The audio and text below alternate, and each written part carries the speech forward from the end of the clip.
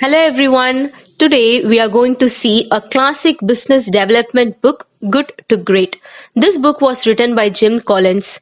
The vast majority of companies never become great precisely because the vast majority become quite good, and that is the main problem. Leaders of the company which add the good to great transformation recognize this difference and adjusted their mentality to match the goals and ambitions they had for their companies. To begin with, Jim Collins and his team came up with a list of companies that truly made the leap from good to great. They also focused on comparison companies that helped to define what did and didn't make a difference. That is, the companies which are not successful to become great. Next, they reviewed financial documents, interviews, and articles as they went along. Lastly, behind the data analysis, the debates and the eureka moments. The data spoke volumes and they were able to specifically identify common concepts in the good to great companies. This is a framework which we are going to see throughout this video in detail. That is level 5 leadership, first to then what, confront the brutal facts, hedge your concept, culture of discipline, and technology accelerations. First is level 5 leadership. Every good to great company had level 5 leadership during their transformation years. Level 5 refers to the 5 level hierarchy with level 5 at the top. These leaders are ambitious first and foremost for the company, not to themselves. They also set up their successors for even greater success in the next generation.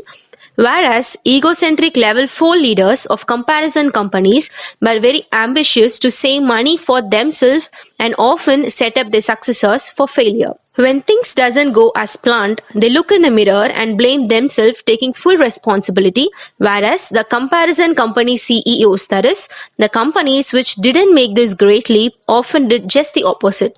They looked in the mirror to credit for success, but out the window to blame others for failure. Second point is first who, then what. The good to great leaders behind the transformation by first getting the right people on the bus and wrong people off the bus and then figured out where to drive it.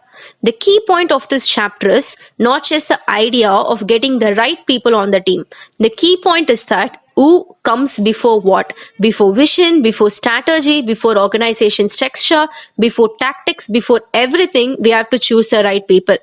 The comparison companies frequently followed the genius with 1,000 helper model, a genius leader who sets a vision and then enlists a crew of highly capable helpers to make the vision happen.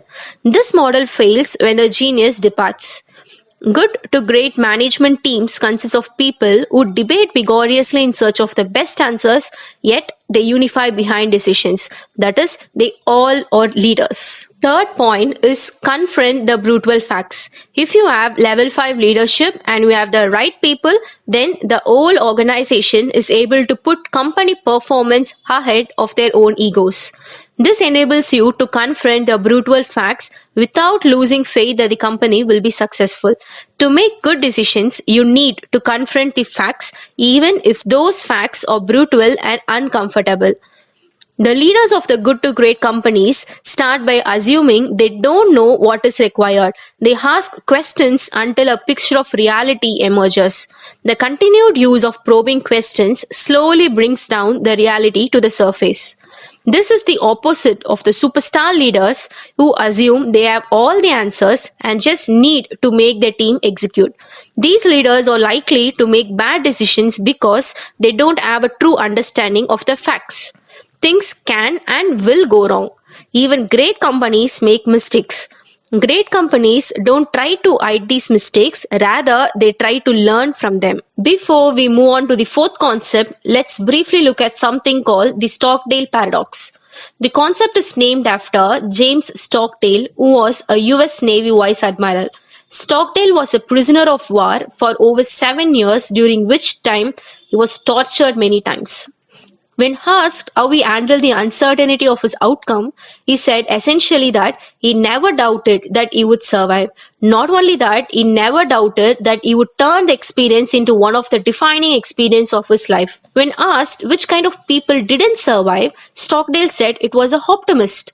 The ones who, for example, believed they'd be out by Christmas, Christmas then came and went, and so did the following Christmas and several more, and eventually they gave up and died of a broken heart. So, as you can see, the Stockdale paradox is a philosophy of duality. It involves having the discipline to confront the brutal facts about your situation, but at the same time, it involves never losing faith that you will prevail in the end. Business and of course life will inevitably throw lot of difficulties at us, but it is how we handle these difficulties that will have the biggest impact on the course of our lives and a business. The fourth step of going from good to great is the hedgehog concept. To explain this concept, let's look at the difference between a fox and a hedgehog. A fox is a very clever creature. It sees the world in all its complexities and can pursue many goals at once. A hedgehog is a much more simple creature. It doesn't get bogged down by all the complexities. It's really only able to do one thing well: curl up into a ball to protect itself. Hedgehogs are not capable of seeing complexity. All they see is a single goal and they execute to achieve that goal. Good to great companies behave in a similar way to a hedgehog. They stick to do what they are best at and avoid getting distracted. It's incredibly easy to get distracted, with even great companies having to fight to stop this from happening. So, how does your organization become more like a hedgehog and less like a fox? You can find out your inner hedgehog at the intersection of these three questions. What do you feel more passionate about? This is an important question because passion is hugely motivating. Great companies don't tell their employees what to be passionate about. They find what their employees are already passionate about and then look for projects aligned to those passions. What can you be best in the world at? This is about more than developing a great core competency. It's about deciding on one key area that your business can do better than any other business. It's then about focusing on this area exclusively so nobody else can match you. What drives your economic engine? What is the one factor that creates money for your organization? You think of the economic engine as being like a blood flowing through our bodies. It doesn't define us and it's not who we are and what we are about. But without it, we simply can't survive very long. If the company is working at the intersection of the three questions, of passion, of being the best in an area where money can be created, then it's going to be likely that the company will be successful. The hedgehog concept is a turning point in the journey from good to great. The remaining concepts only make sense if you have your hedgehog concept in place. Fifth point is culture of discipline. Having discipline of people eliminates the need for hierarchy.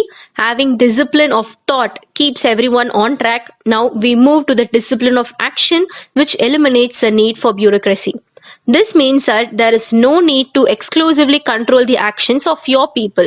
Most companies fail not because of the lack of opportunity, but because there is too much of opportunity and they spread themselves too thinly. A culture of discipline means having the organization full of people who will take action consistent with the hedgehog principle. To support a culture of discipline, you will need to do the following things. Build a culture of freedom and responsibility, but within a defined framework. Get the right people on board, those that have the will to achieve their responsibilities. Build a strong culture, not a dictatorship. Create a stop doing list. Change the way you plan. Instead of thinking which projects should get which people, think which projects support your hedgehog concept. Those do get more funding.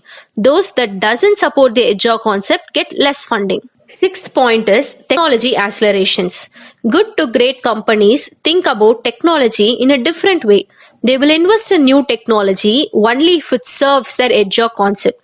They use technology to speed up the momentum they already have. They maintain a balanced view of technology. This means that they view how technology is used as being far more important than adapting the new technology. Let's revisit the flywheel we mentioned at the beginning.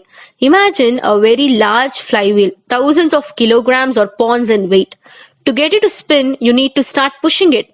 As you begin to push, you might make one single step of progress, then another step, then another one. As you first start to push, it seems almost impossible to turn, but you keep at it, pushing it, and pushing it. The more momentum you build up, the easier it gets, but you still need to keep pushing hard. Then at some point, as you run behind this giant flywheel, it takes on a life of its own and it's spinning really fast and doesn't need as much effort to spin. In fact, now it's really difficult to stop. we have achieved a good to great flywheel effect. The key takeaway from the good to great is discipline. To go from a good organization to a great one, you need disciplined people, disciplined thought, and disciplined action. Disciplined people means getting the right people and keeping them focused on excellence. Disciplined thought means being honest about the facts and avoid getting sidetracked. Disciplined action means understanding what is important to achieve and what isn't. Overall, Good to Great is an absolute classic business book and one that I recommend you to read if you really want to grow your organization. Thank you all so much.